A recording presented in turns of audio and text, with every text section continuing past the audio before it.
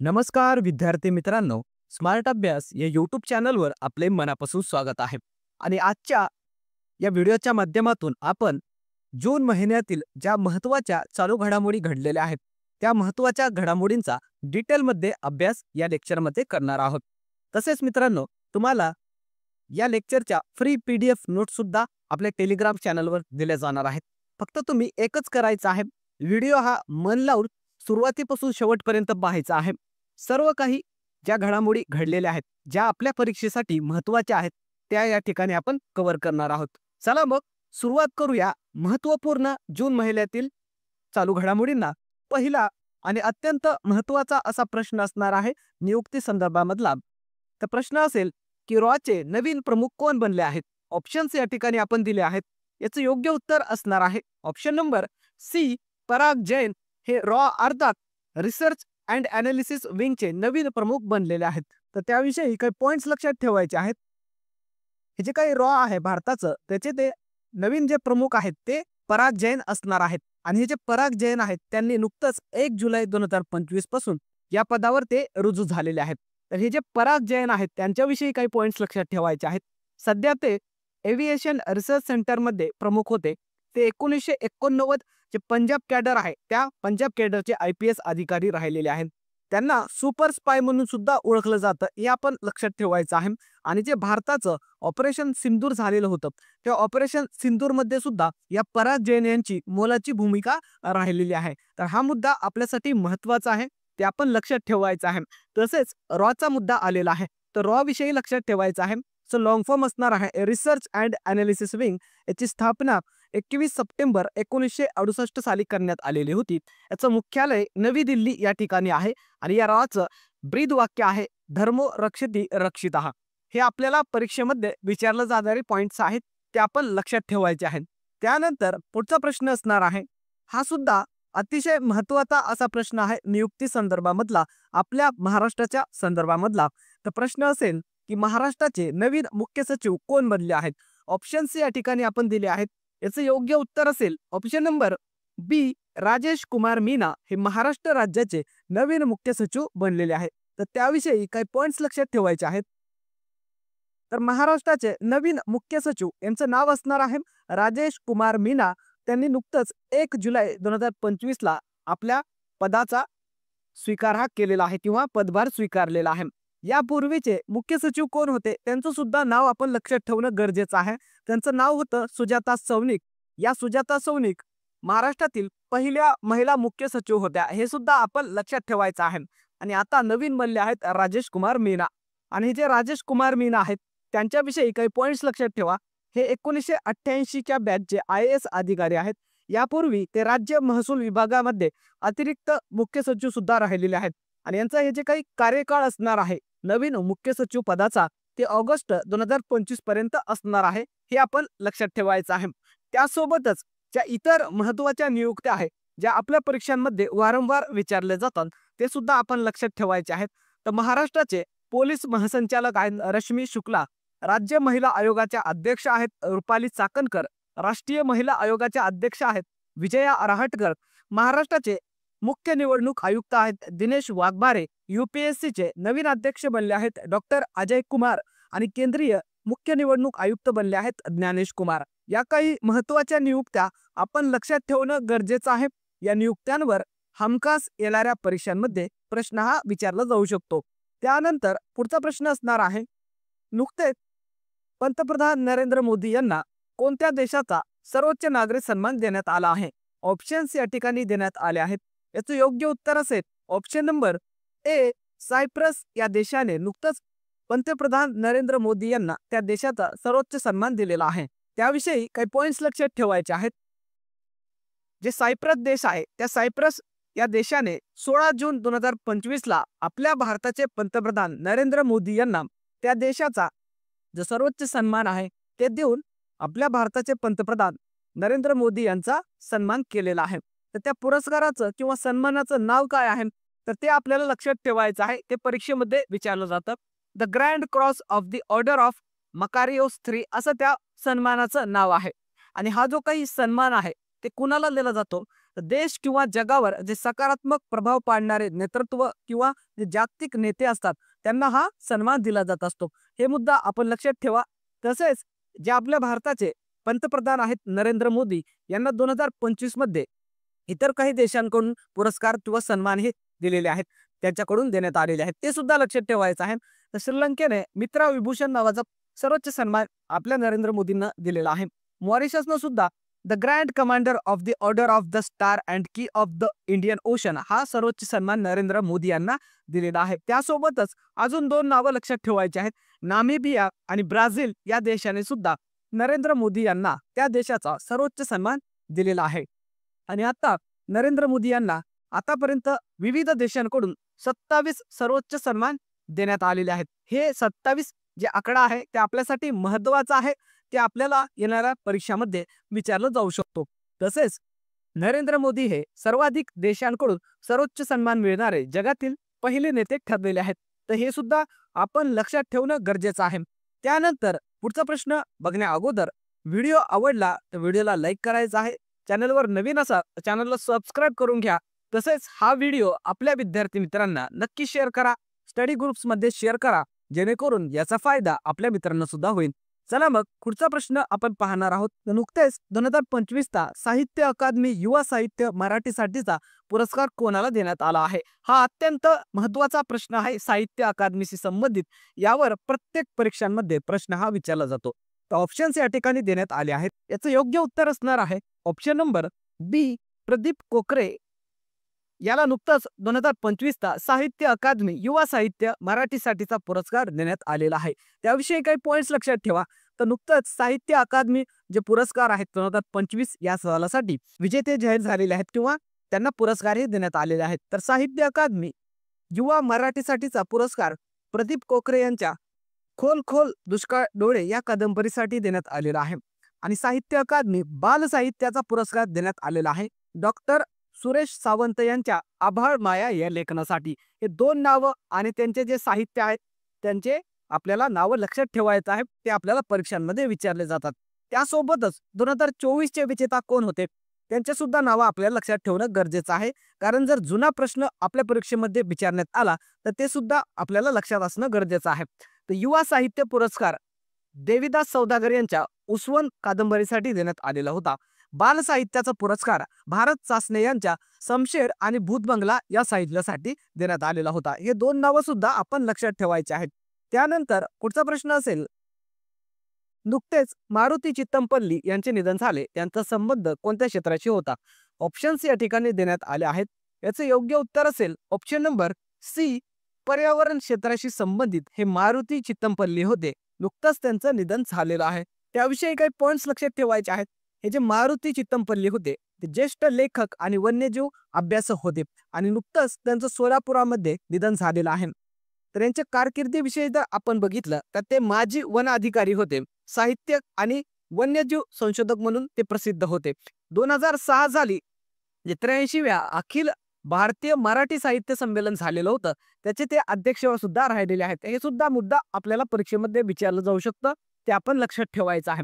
त्यांना अरण्य ऋषी म्हणून सुद्धा ओळखलं जातं, कारण पर्यावरणाशी संबंधित त्यांनी खूप सारं काम हे आपल्या महाराष्ट्रामध्ये केलेलं आहे. तसेच मेळघाट जे व्याघ्र प्रकल्प आहे अमरावती या जिल्ह्यामध्ये, त्या प्रकल्पाचे ते माजी संचालक सुद्धा राहिलेले आहेत. तर त्यांच्याविषयी हे पॉइंट्स लक्षात ठेवायचे आहेत. तसेच त्यांचे काही प्रमुख साहित्य कृती आहेत, त्यांचे नावं लक्षात ठेवायचे आहेत. पहिलं आहे पक्षी जाय दिगंतरा, दुसरा आहे रानवाटा, तिसरा आहे घरट्या पलीकडे आणि त्यांचं आत्मचरित्र आहे चकवा चांदणं, ते सुद्धा लक्षात ठेवायचं आहे. यांना कोणकोणते पुरस्कार देण्यात आलेले आहेत ते पुरस्कार सुद्धा लक्षात ठेवा. 2025 साली नुकतंच त्यांना भारत सरकारकडून पद्मश्री पुरस्काराने सन्मानित करण्यात आलेला आहे. 2017 साली विंदा करंदीकर जीवन गौरव पुरस्कार देण्यात आलेला आहे आणि महाराष्ट्र राज्य साहित्य पुरस्कार सुद्धा देऊन त्यांचा सन्मान हा करण्यात आलेला होता.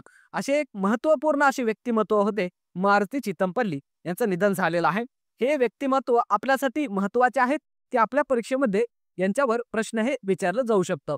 त्यानंतर पुढचा प्रश्न असेल, इराण आणि इस्रायलमधील युद्धाच्या पार्श्वभूमीवर भारतीयांना परत आणण्यासाठी कोणते ऑपरेशन राबवण्यात आले होते? ऑप्शन्स या ठिकाणी देण्यात आले आहेत. याचे योग्य उत्तर असेल ऑप्शन नंबर ए ऑपरेशन सिंधू असं त्या ऑपरेशनचं नाव होतं. हा ऑपरेशन महत्वाचा आहे, खूप साऱ्या बातम्यांमध्ये गाजलेला हा मुद्दा आहे. तर त्याविषयी काही पॉइंट्स लक्षात ठेवायचे आहेत. तर ऑपरेशन सिंधू असं नाव आहे.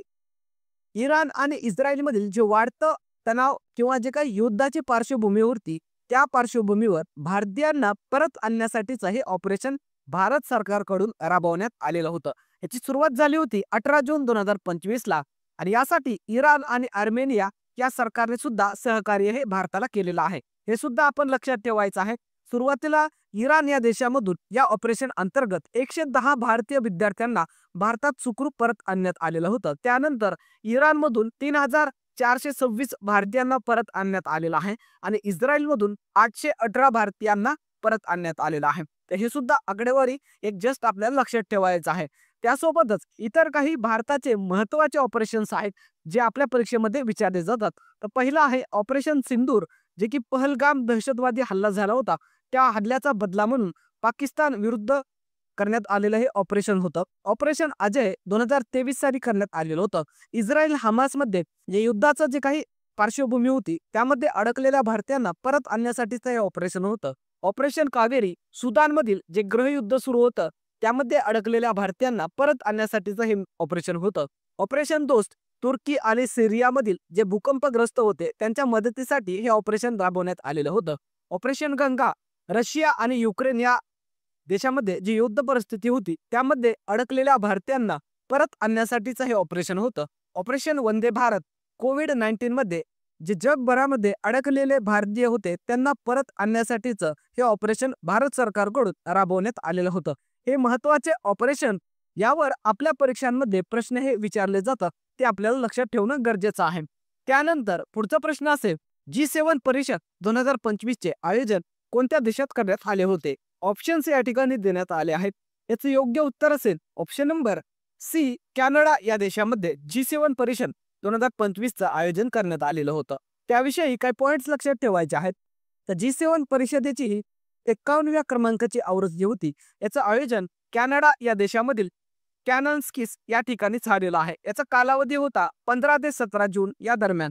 2025 जे G7 परिषद आहे त्यासाठी भारताला आमंत्रण देण्यात आलेलं नव्हतं, तसंच भारताने सुद्धा यामध्ये सहभाग घेतलेला नाही. हे मुद्दा आपल्याला लक्षात ठेवायचा आहे, कारण भारत आणि कॅनडामध्ये काही मागील 1-2 वर्षांपासून तणावाची स्थिती चालू आहे. त्यामुळेच आणि हे जे काही G7 परिषद आहे त्याचं आयोजन कॅनडा या देशामध्ये करण्यात आल्यामुळे भारताने यामध्ये सहभाग घेतलेला नाही. हे आपल्याला प्रश्न विचारला जाऊ शकतो, ते आपण लक्षात ठेवायचं आहे. त्यासोबतच या G7 परिषदेचा मुख्य अजेंडा किंवा विषय काय होता हे लक्षात ठेवायचं आहे. जागतिक आर्थिक स्थिरता व वाढ, दुसरा आहे शांतता आणि सुरक्षा, हवामान बदल, लोकशाही मूल्य व मानव अधिकार इत्यादी. हे मुख्य विषय किंवा अजेंडा होते 2025च्या G7 परिषदेचे. हे आपल्याला लक्षात ठेवणं गरजेचं आहे. त्यासोबत हे जे G7 आहे त्याविषयी लक्षात ठेवा, हे जगामधील 7 मोठ्या प्रगत देशांची आंतर सरकारी राजकीय आणि आर्थिक संघटना आहे. यामध्ये कोणकोणते 7 देश आहेत? तर Canada, France, Germany, Italy, Japan, UK आणि अमेरिका. हे 7 नावं आपल्याला लक्षात ठेवायचे आहेत. आणि याची स्थापना कधी झाली होती? तर 15 नोव्हेंबर 1975 साली या G7 ची स्थापना ही झालेली आहे. त्यानंतर पुढचा प्रश्न असेल, IBCA अर्थात इंटरनॅशनल बिग कॅट्स अलायन्सच्या पहिल्या बैठकीचे अध्यक्ष कोणाला बनवण्यात आले होते? हा महत्वाचा प्रश्न आहे, कारण या पहिल्या बैठकीचे अध्यक्षस्थान एका भारतीयाने भूषवलेलं आहे. त्यामुळे हा प्रश्न आपल्या परीक्षेमध्ये विचारला जाऊ शकतो. तर ऑप्शन्स या ठिकाणी आपण दिले आहेत.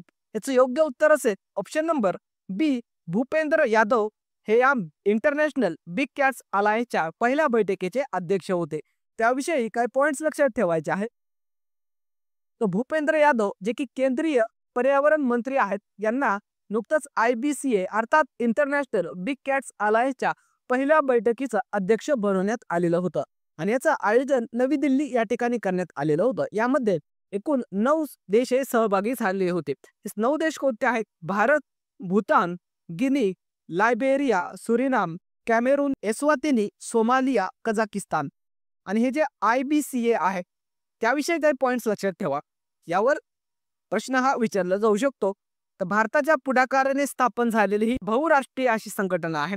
भारताच्या पुढाकाराने स्थापन झाल्यामुळे आपल्यासाठी हा महत्त्वाचा मुद्दा आहे, ते लक्षात ठेवणं गरजेचं आहे. याची घोषणा 9 एप्रिल 2023 ला झालेली होती, ज्यावेळेस प्रोजेक्ट टायगर जे आहे भारताचं, त्याला 50 वर्षे ही पूर्ण झालेली होती आणि त्यानंतर स्थापना 12 मार्च 2024 ला करण्यात आलेली होती. याची अध्यक्ष संस्था आहे राष्ट्रीय व्याघ्र संरक्षण प्राधिकरण. याचं उद्दिष्ट काय आहे? 7 मोठ्या मांजरी प्रजातींच्या संरक्षणासाठी जागतिक सहकार्य लाभणे आणि याचं मुख्यालय भारत या देशामध्ये आहे. तसेच या 7 मांजरी प्रजाती कोणकोणत्या आहेत त्या सुद्धा आपल्याला लक्षात ठेवायच्या आहेत. व्याघ्र, सिंह, बिबट्या, चित्ता, जॅग्वार, स्नो लेपर्ड आणि लिंक्स. तर हे आपल्याला विचारलं जाऊ शकतं, ते आपल्याला लक्षात ठेवायचं आहे. महत्त्वाचा मुद्दा आहे. त्यानंतर पुढचा प्रश्न असणार आहे, नुकतेच संयुक्त राष्ट्र अर्थात युनायटेड नेशन्स ऑर्गनायझेशन कडून कोणते वर्ष आंतरराष्ट्रीय महिला शेतकरी वर्ष म्हणून घोषित करण्यात आले आहे? ऑप्शन्स या ठिकाणी देण्यात आले आहेत. याचे योग्य उत्तर असेल ऑप्शन नंबर बी 2026 हे वर्ष संयुक्त राष्ट्र अर्थात युनो कडून आंतरराष्ट्रीय महिला शेतकरी वर्ष म्हणून घोषित करण्यात आलेला आहे. त्याविषयी काही पॉइंट्स लक्षात ठेवायचे आहेत. तर 2026 हे वर्ष आंतरराष्ट्रीय महिला शेतकरी वर्ष हे असणार आहे. घोषणा कोण केलेली आहे? तर संयुक्त राष्ट्र महासभेने केलेली आहे. हे सुद्धा आपण लक्षात ठेवायचं आहे. याचा उद्देश काय आहे? तर शेती क्षेत्रामध्ये लिंग समानता प्रोत्साहनाला वाढवणे आणि अन्न उत्पादन व्यवस्थांमध्ये महिलांची महत्त्वपूर्ण जी भूमिका आहे त्याला अधोरेखित करणे, हे उद्देश लक्षात ठेवायचं आहे. तसेच युनायटेड नेशन्स ऑर्गनायझेशनने मागील काही वर्ष घोषित केलेले आहेत, ते सुद्धा लक्षात ठेवायचे आहेत. 2025 हे आंतरराष्ट्रीय सहकारी वर्ष म्हणून घोषित केलेलं आहे. क्वांटम विज्ञान तंत्रज्ञान आंतरराष्ट्रीय वर्ष आणि हिम नदी संरक्षण वर्ष म्हणून 2025 घोषित करण्यात आलेले आहे. 2024 ला आंतरराष्ट्रीय कॅमेलिड्स वर्ष म्हणून घोषित करण्यात आलेलं होतं. 2023 ला आंतरराष्ट्रीय बाजरी वर्ष म्हणून घोषित करण्यात आलेलं होतं. हे काही मागील घोषित वर्ष आहेत, त्यावर सुद्धा परीक्षांमध्ये जोड्या लावांमध्ये प्रश्न हे विचारले जातात, ते आपण लक्षात ठेवायचे आहेत. त्यानंतर पुढचा प्रश्न असेल, भारताचे तिसरे संपूर्ण साक्षर राज्य कोणते बनले आहे? ऑप्शन्स या ठिकाणी देण्यात आले आहेत. याचे योग्य उत्तर असेल ऑप्शन नंबर डी त्रिपुरा हे भारतामधील तिसरे संपूर्ण साक्षर राज्य ठरलेलं आहे. त्याविषयी काही पॉइंट्स लक्षात ठेवायचे आहेत. तर त्रिपुरा हे देशातलं तिसरं संपूर्ण साक्षर राज्य बनलेलं आहे. यासाठी केंद्र सरकारने उल्हास नवभारत साक्षरता एक उपक्रम किंवा कार्यक्रम राबवले होते. त्या अंतर्गत ही गोष्ट साध्य करण्यात आलेली आहे. यासाठी कालावधी ठेवण्यात आलेला होता 2022 ते 2027 या अंतर्गत. शिक्षण मंत्रालयाचा एक नियम आहे, 95% पेक्षा जास्त साक्षरता असलेलं जे प्रदेश असतं त्याला संपूर्ण साक्षर राज्य म्हणून घोषित केलं जात असतं. आणि सध्या त्रिपुराची साक्षरता जर बघितली तर 95.6 एवढी झालेली असल्यामुळे त्याला तिसरं संपूर्ण साक्षर राज्य घोषित केलेलं आहे. या अगोदर मिझोराम हा भारतातलं पहिलं संपूर्ण साक्षर राज्य घोषित करण्यात आलेलं आहे आणि दुसरं भारतातलं संपूर्ण साक्षर राज्य गोवाला घोषित हे करण्यात आलेलं आहे. हे सुद्धा आपण लक्षात ठेवायचं आहे. आणि 2011च्या जनगणनेनुसार जर आपण बघितलं तर सर्वाधिक साक्षर राज्य होतं केरळ, त्याची साक्षरता होती 94%. हे सुद्धा मुद्दा आपल्यासाठी महत्वाचा आहे, ते आपण लक्षात ठेवायचं आहे. त्यानंतर पुढचा प्रश्न असणार आहे, 2025च्या योग दिनाचे आयोजन कोठे करण्यात आले होते? ऑप्शन्स या ठिकाणी देण्यात आले आहेत. याचे योग्य उत्तर असेल ऑप्शन नंबर बी विशाखापट्टणम या ठिकाणी 2025च्या योग दिनाचं आयोजन हे नुकतंच करण्यात आलेलं होतं. त्याविषयी काही पॉइंट्स लक्षात ठेवायचे आहेत. तर आंतरराष्ट्रीय योग दिन 2025चं हे 11व्या क्रमांकाचं एडिशन होतं आणि त्याचं आयोजन आंध्र प्रदेशमधील विशाखापट्टणम या ठिकाणी करण्यात आलेलं होतं. हे महत्त्वाचा मुद्दा आहे, कारण आंतरराष्ट्रीय योग दिनावर सुद्धा आपल्या परीक्षांमध्ये प्रश्न हे विचारले जातात. आणि हे जे काही आंतरराष्ट्रीय योग दिन असतं ते दरवर्षी 21 जूनला साजरा केला जातो. हे आपल्याला लक्षात ठेवायचं आहे. दिनांक याची सुरुवात 2015 साली करण्यात आलेली होती. 11 डिसेंबर 2014 ला 21 जून आंतरराष्ट्रीय योग दिन म्हणून संयुक्त राष्ट्र जे आहे त्यानं अधिकृत याला मान्यताही दिलेली आहे किंवा याला स्वीकारलेला आहे. हे सुद्धा आपण लक्षात ठेवायचं आहे. आणि भारताच्या प्रयत्नामुळे आंतरराष्ट्रीय योग दिन हे साजरा केला जात आहे आणि हे जगभरामध्ये या दिनाचं आयोजन हे केलं जात असतं. म्हणून हा दिवस आपल्यासाठी महत्वाचा आहे. त्यासोबतच 2025 ची थीम काय होती? तर थीम आपल्याला लक्षात ठेवायची आहे, वन अर्थ वन हेल्थ अर्थात एक पृथ्वी एक आरोग्य असं 2025च्या आंतरराष्ट्रीय योग दिनाची थीम होती, हे आपल्याला लक्षात ठेवायचं आहे. त्यासोबतच इतर काही महत्त्वाचे पॉइंट्स या संदर्भातले लक्षात ठेवायचे आहेत. उत्तराखंड हा जो काही राज्य आहे तो योगा धोरण सुरू करणारं देशातलं पहिलं राज्य ठरलेलं आहे. याचा उद्देश काय आहे, तर उत्तराखंडला योग आणि आरोग्याच्या क्षेत्रामध्ये जागतिक राजधानी म्हणून स्थापित करणं असं त्याचा उद्देश आहे. त्यासोबतच राज्यामध्ये योग आणि ध्यान केंद्र विकसित करण्यासाठी जे उत्तराखंड सरकार आहे 20 लाख रुपयांपर्यंत अनुदान हे देणार आहे. हे मुद्दे आपल्याला याविषयी लक्षात ठेवणं गरजेचं आहे. त्यानंतर पुढचा प्रश्न बघण्या अगोदर व्हिडिओ आवडला तर कृपया करून लाईक करा. चॅनलवर नवीन असाल तर चॅनलला सबस्क्राईब करून घ्या. तसेच हा व्हिडिओ आपल्या विद्यार्थी मित्रांना नक्की शेअर करा, जेणेकरून याचा फायदा आपल्या मित्रांना सुद्धा होईल. चला मग पुढचा प्रश्न आपण पाहणार आहोत. नुकतेच SDG अर्थात सस्टेनेबल डेव्हलपमेंट गोल्स निर्देशांकामध्ये भारताचा कितवा क्रमांक आला आहे? ऑप्शन्स या ठिकाणी देण्यात आले आहेत. याचे योग्य उत्तर असेल ऑप्शन नंबर ए. भारताने पहिल्यांदाच या SDG निर्देशांकामध्ये पहिल्या 100 मध्ये क्रमांक हा पटकावलेला आहे. म्हणून हा प्रश्न आपल्यासाठी अत्यंत महत्त्वाचा आहे. त्याविषयी काही पॉइंट्स लक्षात ठेवायचे आहेत. भारत SDG मध्ये टॉप 100 मध्ये आलेला आहे आणि भारत पहिल्यांदाच या निर्देशांकामध्ये पहिल्या 100 मध्ये आलेला आहे. भारताचा क्रमांक कितवा आहे, तर 99 आहे. एकूण 167 देशांमध्ये भारताचा क्रमांक आपल्याला लक्षात ठेवायचा आहे. आणि यामध्ये भारताचा स्कोर किती सांगण्यात आलेला आहे, तर 67 एवढा भारताचा स्कोर सांगण्यात आलेला आहे. आणि जगामध्ये भारताचा क्रमांक हा 99वा सांगण्यात आलेला आहे. हे क्रमांक आपण लक्षात ठेवायचा आहे. त्यासोबतच या निर्देशांकामधील जे टॉपचे 3 देश आहेत त्यांचे नावं लक्षात ठेवा. फिनलँड पहिल्या क्रमांकावर आहे, दुसऱ्या क्रमांकावर स्वीडन हा देश आहे आणि तिसऱ्या क्रमांकावर डेन्मार्क आहे. त्यासोबतच जे भारताच्या शेजारील देश आहेत त्यांचा सुद्धा या निर्देशांकामध्ये काय क्रमांक आहे ते आपल्याला परीक्षेमध्ये विचारतात, ते लक्षात ठेवायचं आहे. चीनचा 49वा क्रमांक आहे, बांगलादेशचा 114वा क्रमांक आहे, भूतानचा 74वा क्रमांक आहे, नेपाळचा 85वा क्रमांक आणि पाकिस्तानचा 140वा क्रमांक या निर्देशांकामध्ये सांगण्यात आलेला आहे. हे क्रमांक आपल्याला लक्षात ठेवायचे आहेत. तसेच आपल्याला हे सुद्धा लक्षात ठेवायचं आहे, SDG नेमकं काय असतात, त्यालाच आपण शाश्वत विकास ध्येय असं म्हणतो, जे की संयुक्त राष्ट्र संघाने स्वीकारलेले उद्दिष्ट आहेत. ही उद्दिष्ट किती आहेत, तर एकूण 17 उद्दिष्ट आहेत जे संयुक्त राष्ट्राने स्वीकारलेले आहेत आणि त्याचा स्वीकार जगभरातील देशांनी सुद्धा केलेला आहे. याचा स्वीकार कधी करण्यात आलेला आहे, 2015 साली या SDG चा स्वीकार हा करण्यात आलेला आहे. हे आपल्याला वर्ष लक्षात ठेवायचं आहे. यामध्ये काही महत्त्वाचे उद्दिष्ट जे सांगण्यात आलेले आहेत त्या 17 पैकी या ठिकाणी आपण काही दिलेले आहेत, तर ते लक्षात ठेवायचे आहेत. ते परीक्षेमध्ये उद्दिष्ट विचारले जातात. दारिद्र्य निर्मूलन हे पहिलं उद्दिष्ट आहे. दुसरं आहे भुकेशी समाप्ती, उत्तम आरोग्य, लिंग समानता, त्यानंतर एज्युकेशन असेल, असे काही महत्त्वाचे उद्दिष्ट आहेत ते या संयुक्त राष्ट्राकडून स्वीकारलेले आहेत. ते आपल्याला लक्षात ठेवणं गरजेचं आहे. त्यावर आपल्या परीक्षांमध्ये प्रश्न हे विचारले जातात. त्यानंतर पुढचा प्रश्न असेल, नुकतेच कोणती युद्धनौका भारतीय नौसेनेत दाखल करून घेण्यात आली आहे? ऑप्शन्स या ठिकाणी देण्यात आले आहे. याचे योग्य उत्तर असेल option number A. INS Arnala ही नुकताच जी युद्धनौका आहे ती भारतीय नौसेनेत दाखल करून घेण्यात आलेली आहे. त्याविषयी काही पॉइंट्स लक्षात ठेवा. तर INS अर्थात इंडियन नेव्हल शिप अर्नाळा असं तिचं नाव आहे, जी की 19 जून 2025 ला विशाखापट्टणम येथे भारतीय नौसेनेत दाखल करून घेण्यात आलेली आहे. ही भारताची पहिली SWC युद्धनौका आहे. अर्थात anti submarine warfare shallow watercraft स्वदेशी बनावटीची ही युद्धनौका आहे. याची निर्मिती GRAC कोलकाता व L&T शिप बिल्डर्स जे आहेत त्यांच्याकडून करण्यात आलेले आहे. याचं वजन किती आहे, 14,090 टन पेक्षा सुद्धा याचं जास्त वजन आहे. याची लांबी 77.6 मीटर एवढी आहे. महाराष्ट्रातील जे वसईच्या जवळ जो काही किल्ला आहे अर्नाळा, त्या किल्ल्याच्या नावावरून या जी काही युद्धनौका आहे तिला नाव हे देण्यात आलेलं आहे. याचं कार्य काय असणार आहे, तर ही पाणबुडी विरोधी युद्धनौका असणार आहे, म्हणजेच अँटी सबमरीन वॉरफेअर आहेत. तर हे सुद्धा आपल्याला कार्य लक्षात ठेवायचं आहे. या काही महत्त्वाच्या घडामोडी होत्या ज्या आपण डिटेलमध्ये बघितलेल्या आहेत.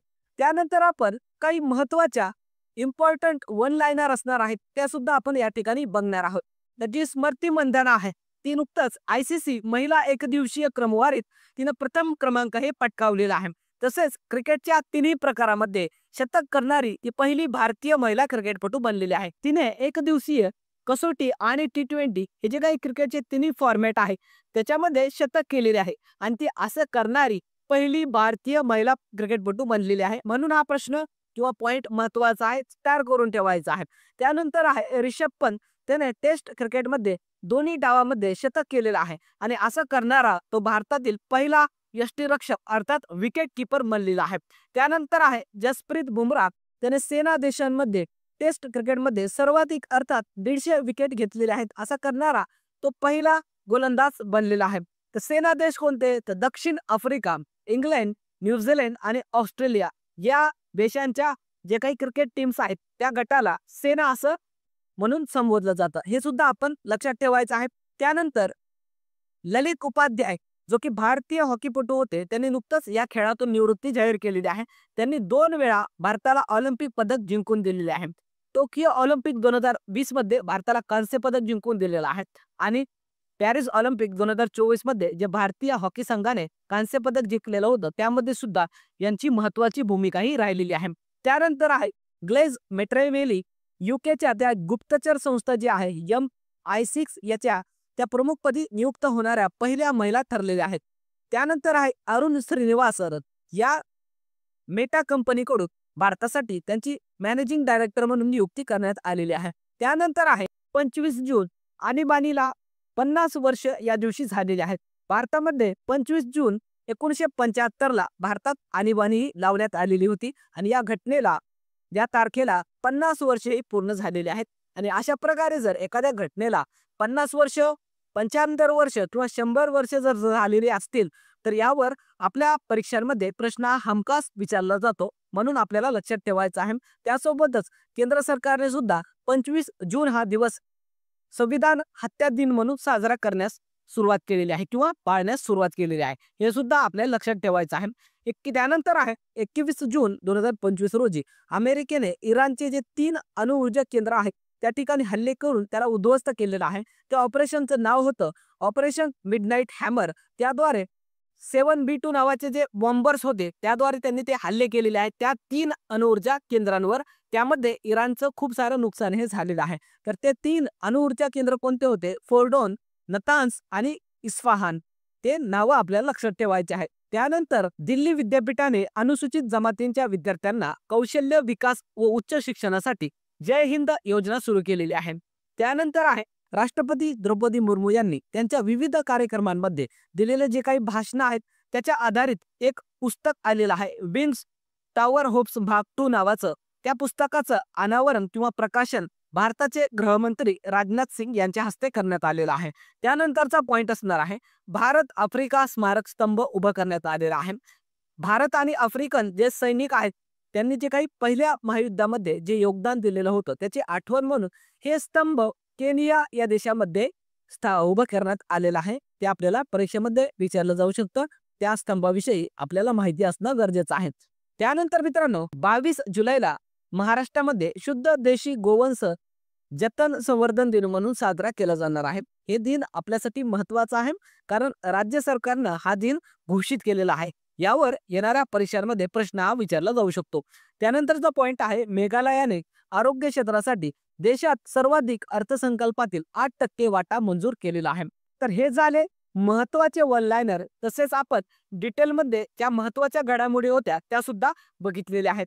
तुम्हाला जर ही आम्ही जी काही सिरीज सुरू केलेली आहे किंवा जे काही व्हिडिओ आम्ही बनवत असतो ते जर आवडले असतील तर कृपया लाईक करायचं आहे. चॅनलवर नवीन असाल तर चॅनलला सबस्क्राईब करायचं आहे. तसेच हा व्हिडिओ आपल्या जास्तीत जास्त विद्यार्थ्यांपर्यंत शेअर करायचा आहे जेणेकरून याचा फायदा आपल्या मित्रांना सुद्धा होणार आहे. चला मग थांबणार आहोत या ठिकाणी. लेक्चरच्या मोफत नोट्ससाठी आपलं जे टेलिग्राम चॅनल आहे स्मार्ट अभ्यास 555 त्या ठिकाणी जाऊन तुम्ही याच्या मोफत नोट्स हे तुमच्याजवळ डाउनलोड करून घेऊ शकता. रिव्हिजनसाठी तुमच्याजवळ ठेवू शकता. तसेच आपलं इंस्टाग्राम आणि व्हॉट्सअप चॅनल सुद्धा आहे स्मार्ट अभ्यास या नावाने. त्याला सुद्धा जॉईन करून घ्या. त्या ठिकाणी विद्यार्थ्यांसाठी मोफत चालू घडामोडीशी संबंधित कॉन्टेंट आपण टाकत असतो. थांबूया मग पुन्हा भेटूया एका नवीन व्हिडिओसह. व्हिडिओ कसा वाटला ते कमेंटमध्ये नक्की सांगा. अजून काही सुधारणा हव्या असतील किंवा अजून काही तुम्हाला अभ्यासाविषयी कॉन्टेंट हवा असेल तर कमेंटमध्ये अवश्य सांगा. त्या दृष्टीने कॉन्टेंट तुमच्यासाठी आणण्याचा प्रयत्न हे आम्ही करणार आहोत. थांबूया मग. तोपर्यंत धन्यवाद.